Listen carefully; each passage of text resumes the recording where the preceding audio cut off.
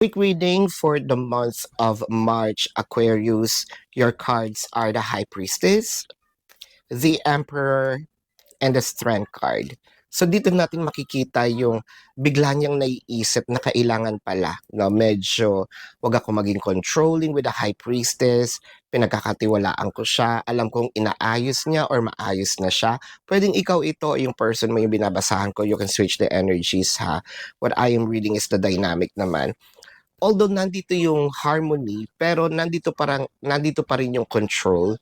So parang I feel like this is a good combination of balance, no?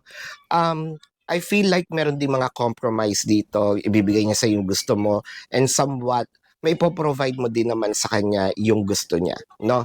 Maganda yung pagsasama ngayong buwan na ito kasi with the Emperor, parang nandito yung kaayusan eh, no? Parang yung format of either cleanliness, organizations, no? Yeah, maganda. So this is your bonus reading for the month of March, Aquarius. Predicting future is my purpose. Yelling the stars align.